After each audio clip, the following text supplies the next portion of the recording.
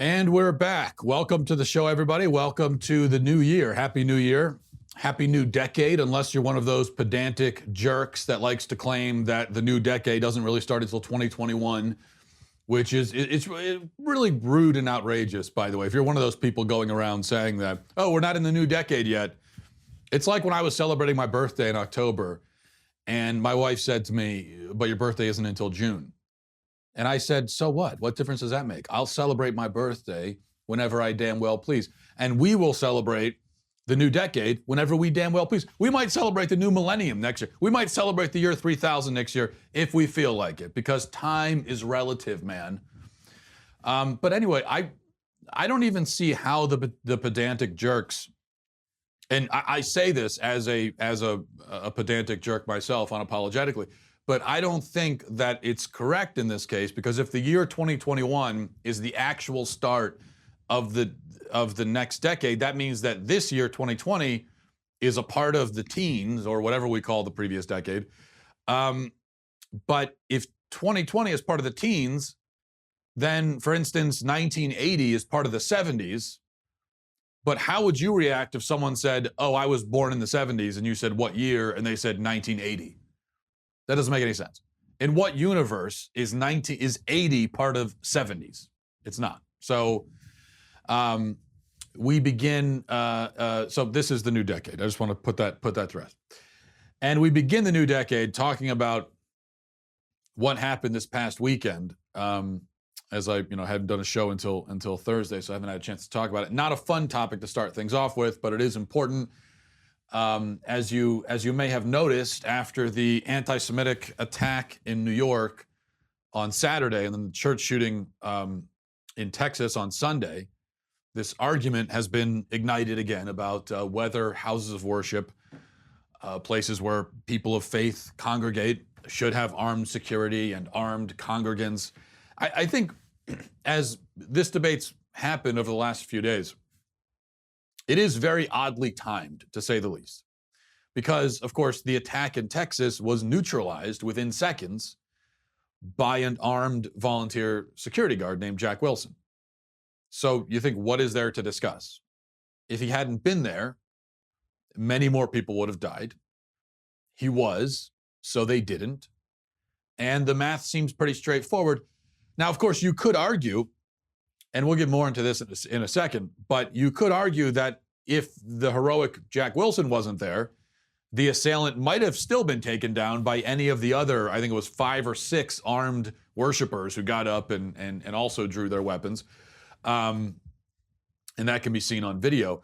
But their presence deals another blow to the standard anti-gun talking points that you always hear surrounding these situations, because we're often told that the problem with the good guy with a gun strategy is that all of those gun-toting good guys would turn a mass shooting into a Wild West, shootout, and there would just be bullets flying everywhere. Now, even if that were true, even if it were true that having good guys with guns would turn it into a Wild West shootout and there would be bullets flying everywhere, wouldn't that be better than bullets flying only in the direction of innocent bystanders?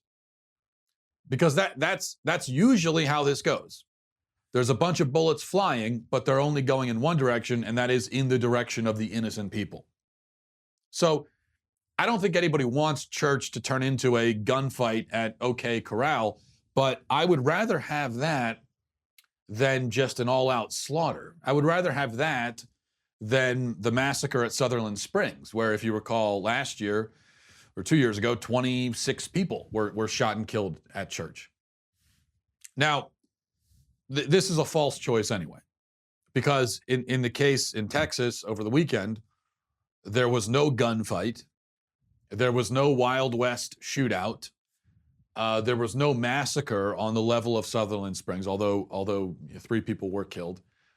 And that's because a good guy returned fire, killed the bad guy immediately, and the other good guys with guns refrained from spraying bullets all over the place. They didn't need to fire their weapons, and so they didn't, and that was the end of it. Now, you compare that with the attack at a rabbi's home in New York on Saturday, where this scumbag was able to stab 5 people with a machete before fleeing the scene unharmed. And without guns to protect themselves, the people in the home, they were, reports tell us they were throwing tables and furniture at the assailant. And then they took down his license plate as he rode away. Now, they weren't armed. That's all they could do. And they responded correctly given the situation. But can any rational person or any reasonable person argue that victims are better off defending themselves with furniture and with a notepad to write down the guy's information when he leaves? Is it better that they defend themselves that way than with a firearm? No. Well, I mean, no reasonable or rational person can argue that, but there are a lot of irrational and unreasonable people who like to have their voice heard, especially on this topic. It seems to me that these are indisputable facts, and the events of this weekend prove it. Here are the facts. Houses of worship, or places where faithful congregate, should be protected with guns. Members of minority groups that are often the target of violent attacks should protect themselves with guns. Buildings that house our children for 8 hours a day should be protected with guns. Now, I agree with the anti-gun crowd that these kinds of measures should not be necessary. Okay? Society should be safer. Just as I agree with the feminists who, when we talk about women protecting themselves, and feminists will say, well, women shouldn't have to protect themselves from raping men because men shouldn't be raping in the first place. I agree. They shouldn't be. I agree that many things happen in our world that should not happen. And our world should be different from how it is. And if there were any reliable way, any feasible way to preempt all of these bad things without using guns, I'd be in favor of that. But there isn't. So I'm not. All of these shoulds and shouldn'ts just don't amount to anything when the bad guy who shouldn't be bad shows up in the place where he shouldn't be to actually do the bad thing that he shouldn't be doing with the gun that he shouldn't have. There's a whole lot of, because there are times like that where a whole lot of shouldn'ts are happening. And when that happens, you're not going to stop the bullet that's flying towards you. You're not going to stop it by talking about what should and shouldn't be. Because when shouldn't becomes is, which it so often does in this fallen world of ours, the only thing you can do is respond to the reality of the situation. Yes, shouldn't. That's true. But it is. It is happening. Should and shouldn't, these are good topics for campaign speeches and John Lennon lyrics, but they're useless when the lead is actually flying. Now, this is just about responding to what's actually happening. And that's when you need a very practical guy like Jack Wilson, and you need him to have a very practical tool like a gun. And that's just the way it is, whether we like it or not. And that should sort of be the end of the conversation. All these bad things should not happen, but they do. And they will always happen until the end of time. And so we need to be prepared to respond. That should be it, but it isn't. The media is predictably determined to find a negative spin for the Jack Wilson story because it's a story that's so devastating to their narrative for all the reasons I've already described. And they're going to absurd lengths to find this negative spin. For example, USA Today published an editorial yesterday talking about the truly terrifying aspect of the church shooting. Now, you would think that the truly terrifying thing is that a bad guy went into a church to shoot it up. That's the terrifying thing. But not according to USA Today. What's terrifying to them is that so many parishioners had the means to defend themselves. That's what's terrifying. And we'll get into that op-ed in a minute. But first, a word from Ring. Ring's mission Speaking of being safer, Ring's mission is to make neighborhoods safer. You might already know about their smart video doorbells and cameras that protect millions of people everywhere. Ring helps you stay connected to your home anywhere in the world. So if there's a package delivery or if there's a surprise visitor or whoever, you're going to get an alert. You'll be able to see it on your phone, and you could speak to them. You could do this all through your phone. We've had Ring for a while now at our house, and for me, the main thing I like about it, at least from my perspective, is just peace of mind. Because when you're a homeowner and you've got a family and all these, there's a lot of anxiety that comes with it, and just being able to keep an eye on things wherever you are. And you could be 3,000 miles away, and you said, "I do this all the time. Let me just check to see what's going on at the house." And you pull up Ring. And then there's also convenience as well, where, if you can't get to the door, I know I could still talk to whoever's there. So peace of mind, security, convenience, exactly what you're looking for in a product like this, certainly exactly what I was looking for. As a subscriber right now, you have a special offer on a Ring welcome kit, which is available right now at ring.com/Walsh. That's ring.com/Walsh. The kit includes a video doorbell and a Chime Pro, which is just what you need to start building a ring of security around your home today. Go to ring.com/Walsh. That's ring.com/Walsh. All right, so USA Today, reading now from the article by Elvia Diaz. This is what it says. Jack Wilson is a hero, all right. It took him only 6 seconds to kill a gunman at a Texas church, saving countless lives. Unfortunately, that kind of split-second heroism has been turned into a PR tool by gun advocates. The reality of Wilson's heroism is a lot more complex. He wasn't just an ordinary parishioner, as gun advocates may want you to believe. The church's volunteer security team member is a firearms instructor, gun range owner, and former reserve deputy with a local sheriff's department, according to a New York Times detailed account. In other words, he's exactly the kind of man you want around with a firearm. But we know nothing about the at least 6 other parishioners who also appeared to draw their handguns at West Freeway Church of Christ in White Settlement, Texas. And that's terrifying. Goes on a little bit later. But have we really reached a point when each of us need to carry a firearm anywhere we go? Gun advocates certainly think so. They point to Wilson and the new Texas law that allows him and others to carry firearms inside the church. President Donald Trump said as much on Twitter Monday, yada, yada, yada, so on and so forth. So this is exactly what I'm talking about. The focus here is on should and shouldn't rather than the reality. The author says, have we really reached a point where, these churchgoers need to bring a gun to church? Yes, apparently we have.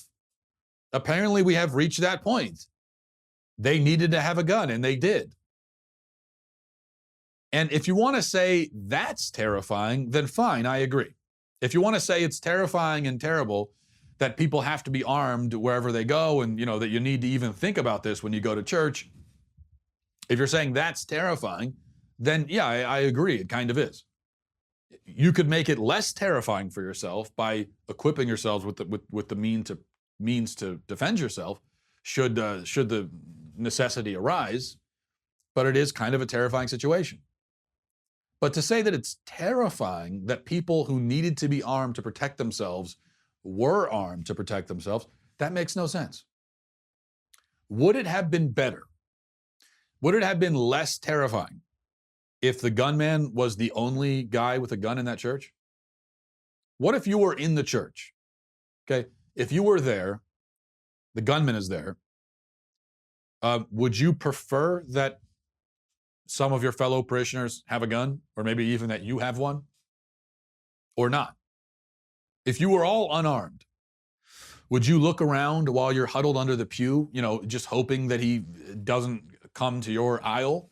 Would you look around and say, thank God nobody else has a gun here? Of course not. See, the problem, and this is what the media is doing, that what they've always told us, what they've promised, what they, it seems like, have hoped is that, in a situation where a gunman shows up to a church in a place like Texas, and there are 6 or 7 people there carrying guns, and they all pull them out. What the media has always told us is that it's going to turn into a Wild West shootout, bullets flying everywhere. And now they're writing articles and op-eds about it as if that's actually what happened. But it isn't. those other gun owners were responsible. They pulled their firearms, didn't fire them, and that was it. What's terrifying about it? No, in fact, if you were worried about that happening, this should make you less terrified. Because you see that, if somebody's a law-abiding gun owner and they're carrying a gun legally, they probably aren't treating it like a toy. They probably know how to use it. They're probably responsible people. Because people who are irresponsible, don't know anything about guns, don't know how to use them, don't know how to respond in situations like this, most of those people aren't legally carrying guns. All right, let's move on to Pope Francis. Pope Francis viciously assaulting a woman, as the media has framed it anyway. And I think it's appropriate that we start the new year and the new decade, which it is a new decade, with a controversy like this. I think it really got things off on maybe not a good foot, but an appropriate one, given how incredibly stupid I expect this year to be. So we get a very stupid controversy to start things. So here's the footage that went viral yesterday, if you didn't see it, prompting lots of people to lash out at the Pope and talk about how the Pope assaulted somebody. But this is Pope Francis greeting a bunch of people, I think on New Year's Eve. And then this happened. Watch.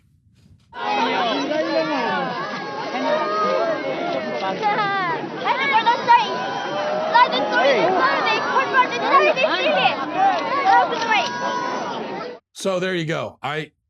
First of all, I admit I have been tempted so many times as a Catholic to respond exactly that way during the Catholics, we have the weird sign of peace thing we do during church. And that's where, if you've never been to a Catholic Mass, it's right before communion. Everyone, the first time going to Catholic Mass, you're always taken off guard by this, because in the middle of the Mass, just seemingly out of nowhere, right before communion, everyone turns and starts shaking hands.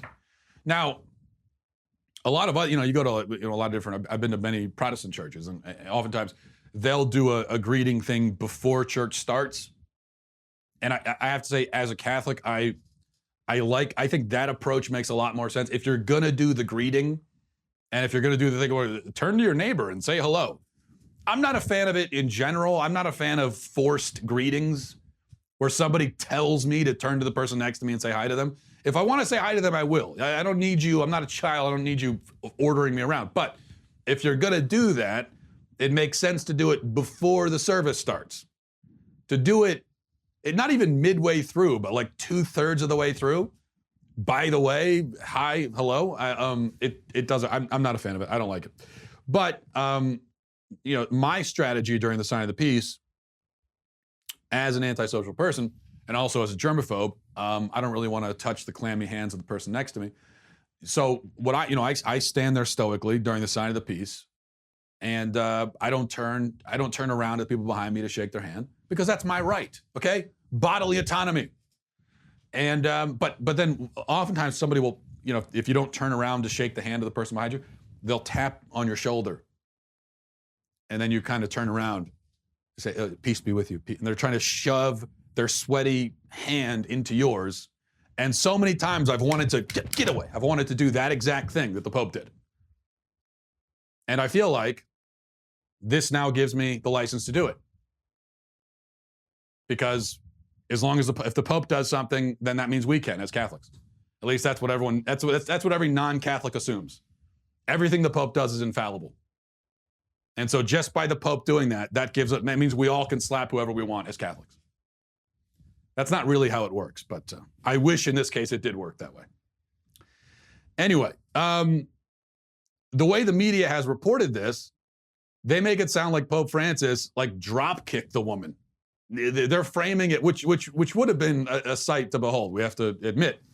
The New York Times headline, this is a New York Times headline, says, Pope Francis apologizes after slapping away a clinging pilgrim.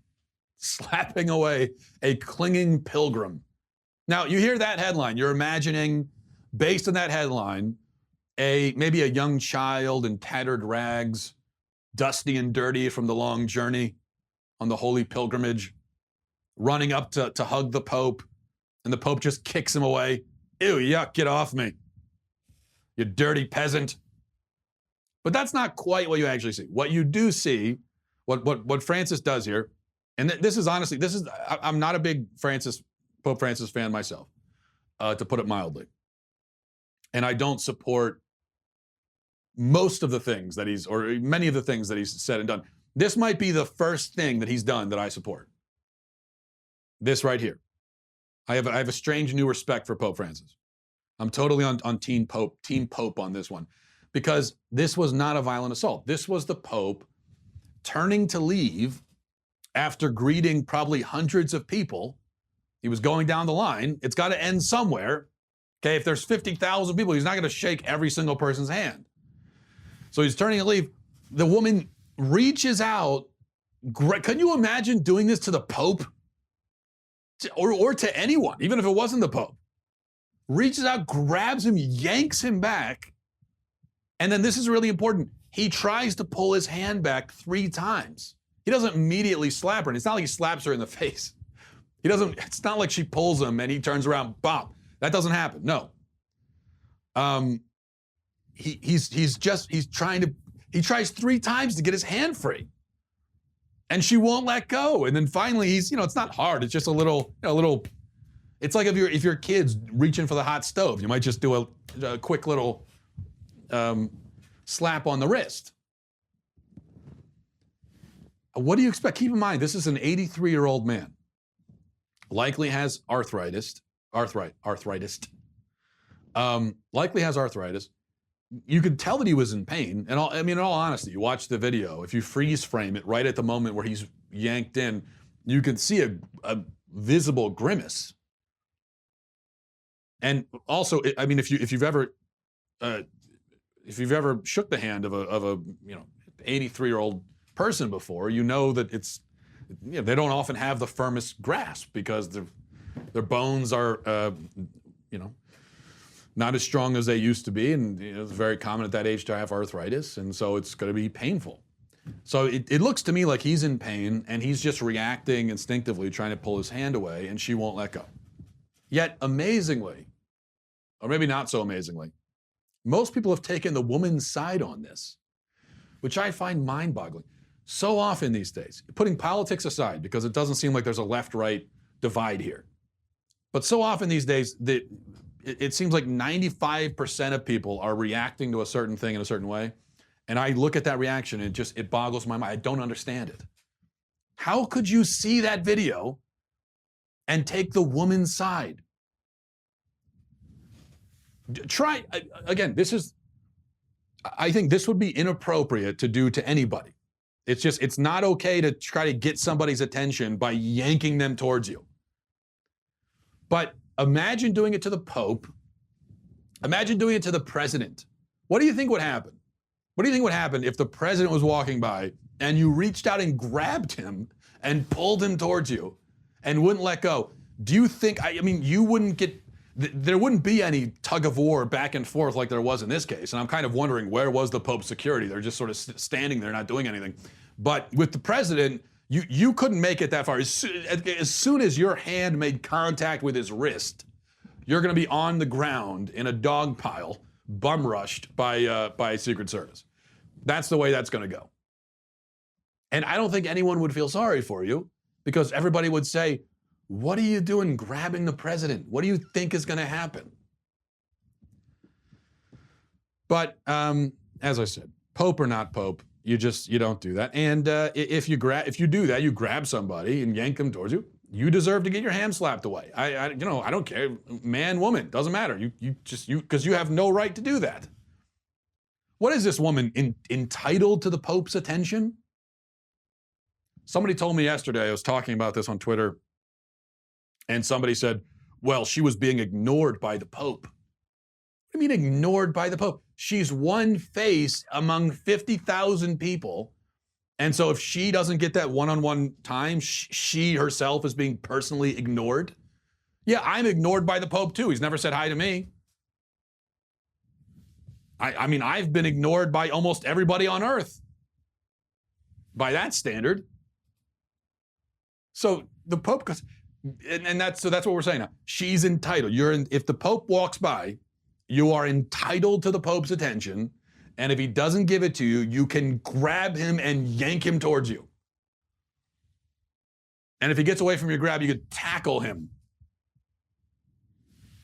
Pick him up like a fireman's carry. Bring him back to your dining room and force him to have dinner with you. I mean, he's a human being. He doesn't have to accept being grabbed by whoever decides to grab him. All right. So don't go grabbing the Pope. That's the lesson here. I like, by the way, also all these people saying, other popes would never do this. This is unprecedented for a pope to do this. There've been, I think there have probably been a lot of popes who would do that, actually, or worse, if you grab them. JP2, maybe not. Benedict, I could see it with Benedict. I think Benedict never struck me as the kind of man that you want to just grab and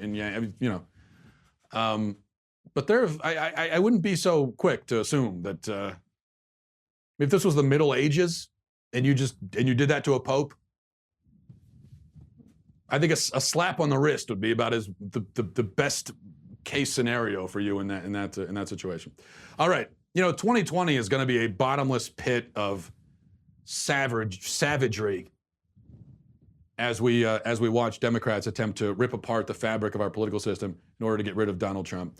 The best way to stay informed, stay on top of all of it, God help us, is to become a Daily Wire member and get comprehensive news and opinion from us on demand. And so we're giving you 20% off all memberships until January 6th. So you've got now an extension beyond New Year's. That's 20% off all memberships when using promo code DW2020. That's DW2020. Members get our articles ad-free. You get access to all of our live broadcasts, the show library, the full 3 hours of the Ben Shapiro Show. You get bonus content. You get access to the mailbag. Plus, our new all-access tier gets you into live online Q&A discussions with Ben, Andrew Klavan, Michael Knowles, me. Plus, our site's writers and special guests also will do these Q&As, and they're very interesting. So if you have a question, you can get an answer. Again, that's promo code DW2020 for 20% off. Until Monday, January 6th. You got a few more days. You don't want to miss it. Again, that's until Monday, January 6th, DW2020 for 20% off. All right, before we get to emails, Mayor Bill de Blasio is coming after Domino's, criticizing them for hiking the prices on their pizzas on New Year's Eve in New York. There was a headline that says, Domino's sells $30 pizzas to Times Square ball drop revelers on New Year's Eve. And the mayor saw this and tweeted, jacking up your prices on people trying to celebrate the holidays? Classy, Domino's. To the thousands who came to Times Square last night to ring in 2020, I'm sorry this corporate chain exploited you. Stick it to them by patronizing one of our fantastic local pizzerias. Bill de Blasio can never forfeit an opportunity to embarrass himself or to do the class warfare shtick. And so he's trying to do it here. The problem is this is absurd on a number of levels. Number one, this was a decision made by the local franchise, not by corporate Domino's headquarters. Number two, everything in New York is expensive. It's like the mayor just noticed that when you go to Times Square, things are a lot more expensive than they are if you're not in Times Square. And number three, maybe it's just me, but $30 for a pizza isn't even that bad. I mean, it's bad. It's more than I would pay, especially for a Domino's pizza. But I wouldn't have, if you had told me that a large pizza in Times Square on New Year's Eve costs $50, I would not have been surprised. But number four, here's my primary point. Anybody dumb enough to stand in the freezing cold in Times Square for 11 hours, shoulder to shoulder with drunk strangers, with no bathroom in sight, just to see a glowing orb descend slightly down a pole for 10 seconds, deserves to be exploited in this way. I mean, you deserve it. That's the main thing. I think about this every year when we watch the ball drop in my house. And we turn it on at like 11:58 and we watch for 2 minutes and then we turn it off. But I always think, why in God's name do all of these maniacs show up there just to stand for hours on end in the cold with drunk people peeing their pants all around you? And the big payoff is that the shiny thing on the building like moves location, goes from here to here. I remember my disappointment the first time that I watched the ball drop when I was a kid, because for years, before my parents let me stay up till midnight to watch it, that was when I was maybe like 8 or 9 or something. But for the years leading up to that, I'd always heard about the ball drop, and I'd always wondered, what it was. I'd heard about this mystical ball drop, and everybody stays up to watch it, and they go, and millions of people. I imagined, I didn't know exactly what I was expecting. I guess I thought the ball would be 300 feet in circumference, and it would descend from the clouds, and it would explode, and leprechauns riding unicorns would emerge and grant wishes to everybody watching. Something like that. But instead I watch it, and what I see is this pathetic little shiny thing just ever so slightly adjust its position on the pole. And so that's the real outrage here, not the pizza. It's how pathetic and anticlimactic the ball drop is. It's the year 2020, for God's sakes. It's the 20s, for goodness sake. We could do better than that. All right, let's go to emails. mattwalshshow@gmail.com, mattwalshshow@gmail.com. This is from Julie, says, please address one of the things that bothers me the most. When people say New Year's, it's New Year, a singular noun naming the day we celebrate a new year, not the New Year's. That would signify multiple years. Do we say happy birthdays, Merry Christmases? Nope, just simply Happy New Year.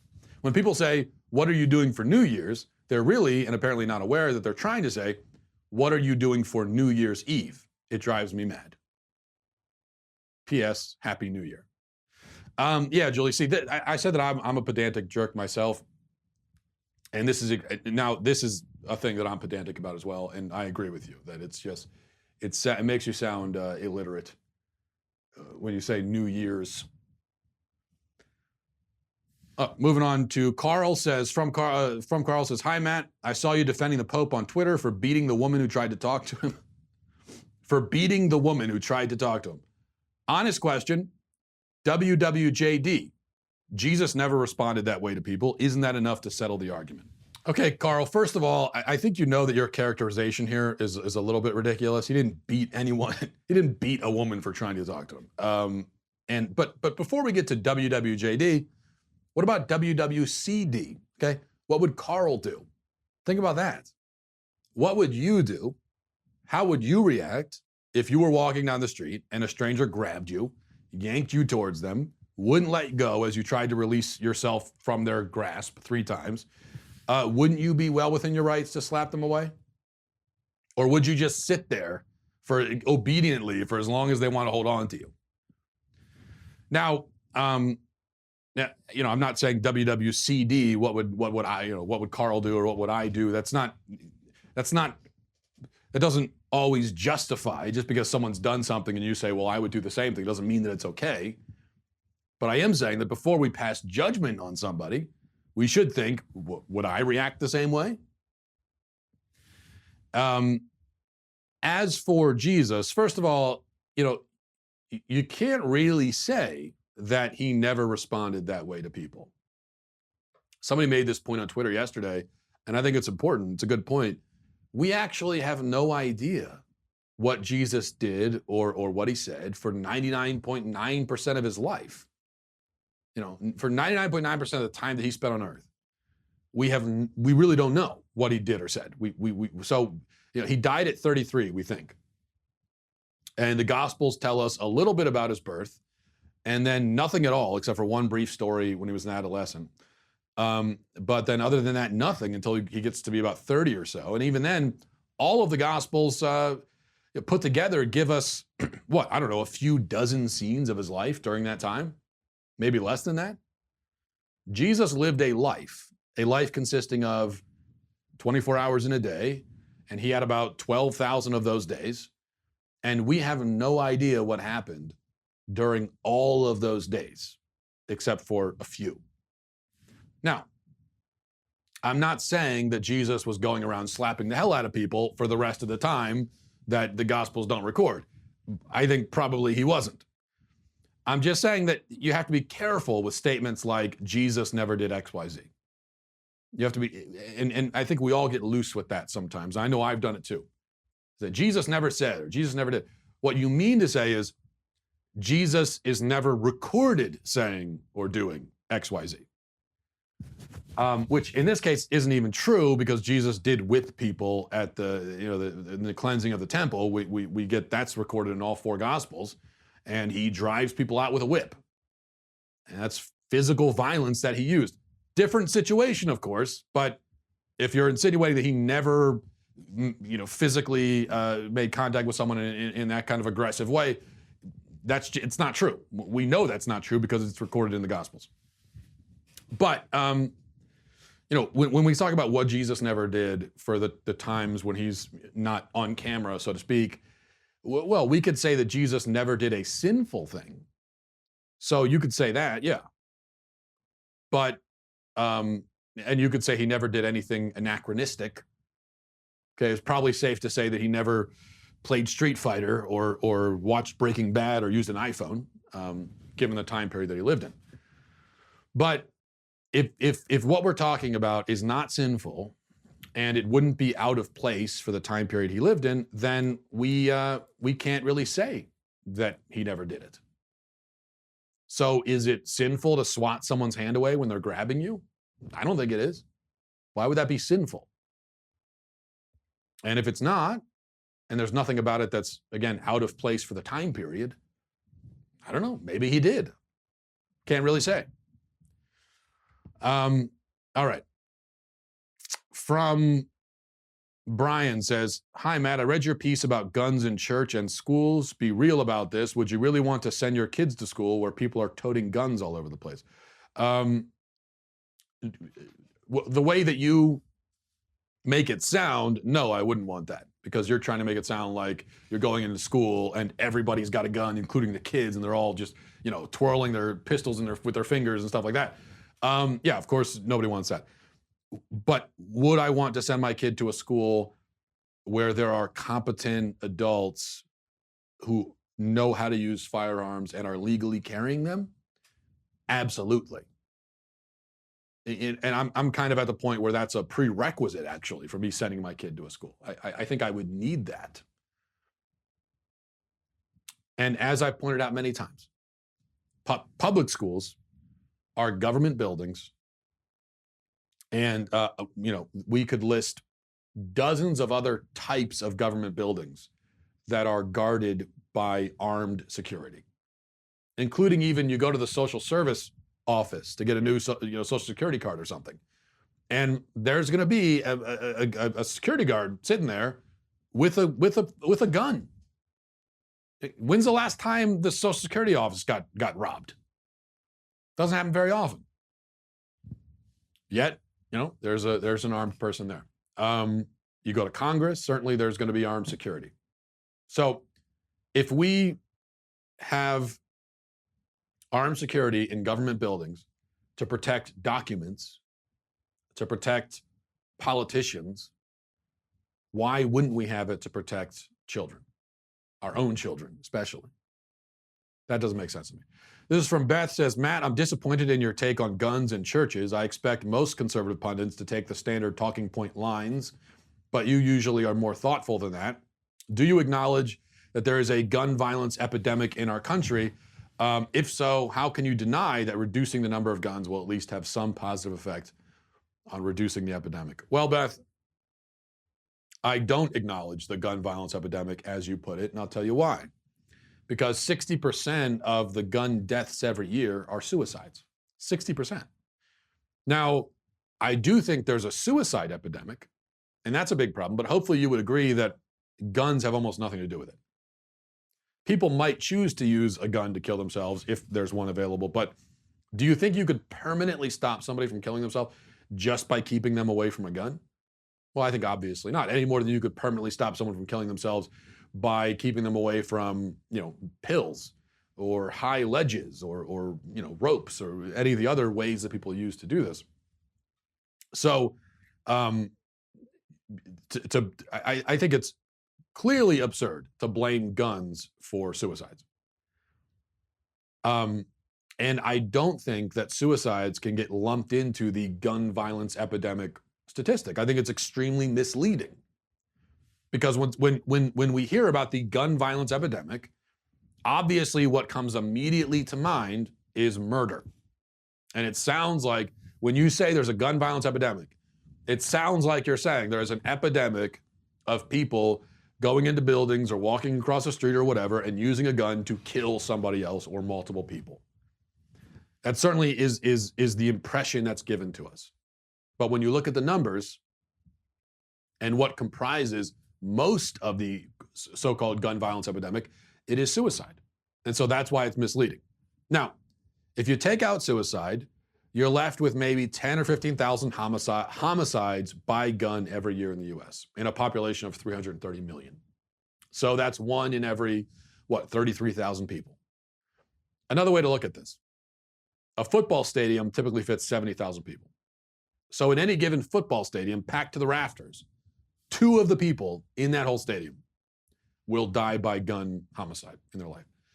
And that actually, I think, makes it seem worse than it is, because there's a very good chance that in any given stadium, nobody in the whole building is going to die by gun violence, because the inner city accounts for a disproportionate amount of the gun homicides. So it's not like this is a problem spread evenly throughout the US. But any way you look at it, I don't think 10,000 in a country of 330 million counts as an epidemic. The only way that 10,000 homicides in a country of 330 million can be called an epidemic is if you're starting from with an assumption or a hope or a belief that nobody will be murdered in a country of 330 million. So if your expectation is 0 and you end up, and then you look and it's 10,000, well, yeah, that's an epidemic. But if you begin with an understanding of human nature and an acknowledgement that murder will happen and that it does happen in every country, no matter what, then you have to ask yourself, realistically, best case scenario, what should the murder rate be? What I'm saying is, well, we talked before about should and shouldn't. So if we're talking ideally, in an ideal utopian scenario, what should the murder rate be? Well, in that case, yeah, it should be 0. But realistically, practically speaking, in the real world, in a country of 330 million, what should the murder rate be? You can't say 0 because that's not at all realistic or practical.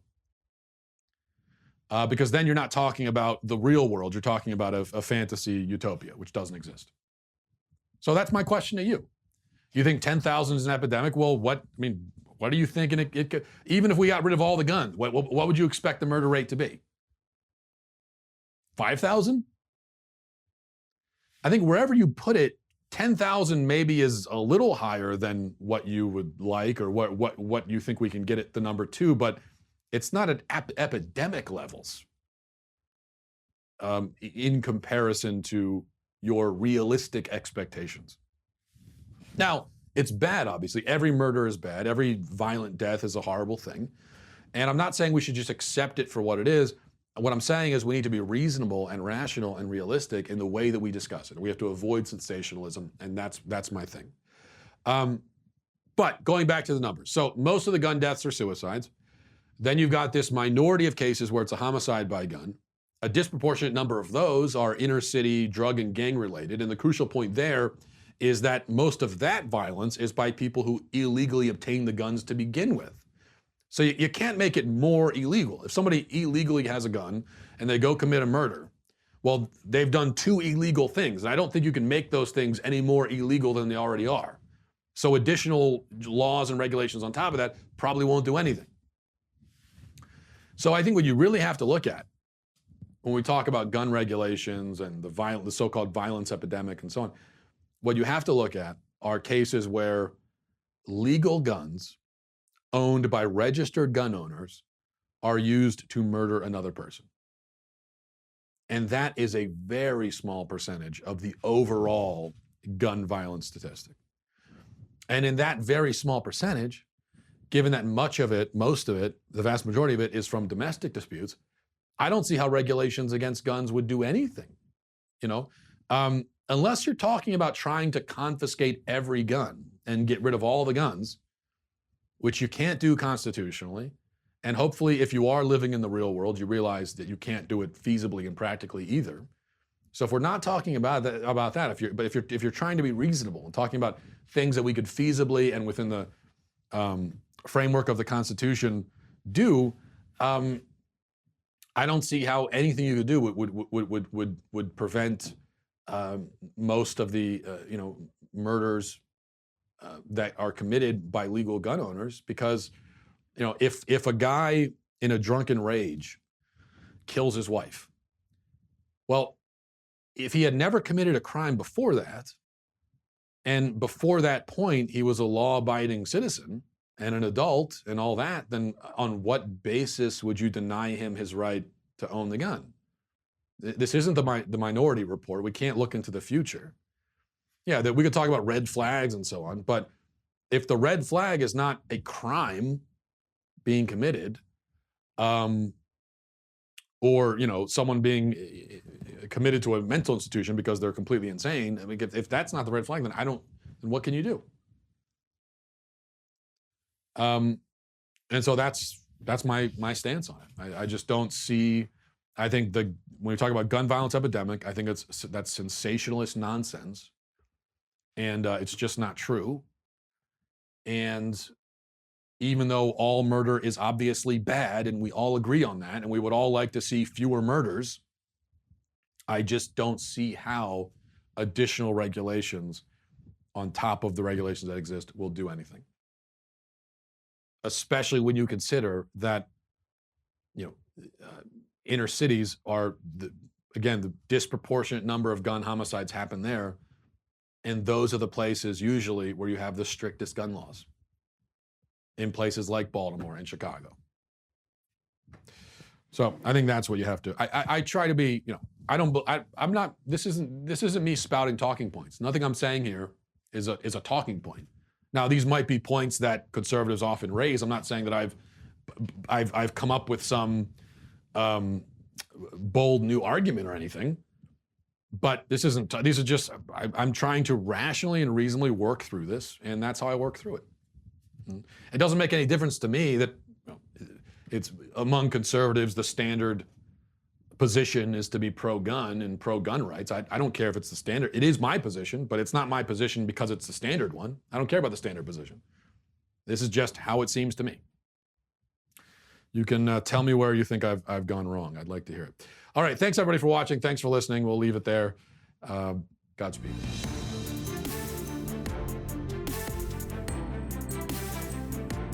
The Matt Walsh Show is produced by Sean Hampton, executive producer Jeremy Boring, senior producer Jonathan Hay, supervising producer Mathis Glover, supervising producer Robert Sterling, technical producer Austin Stevens, editor Donovan Fowler, audio mixer Mike Coromina. The Matt Walsh Show is a Daily Wire production, copyright Daily Wire 2020. Hey everybody, it's Andrew Klavan, host of The Andrew Klavan Show. Some people are depressed because the American Republic is collapsing, the end of days is approaching, and the moon has turned to blood. But on The Andrew Klavan Show, that's where the fun just gets started. So come on over to The Andrew Klavan Show and laugh your way through the apocalypse with me, Andrew Klavan.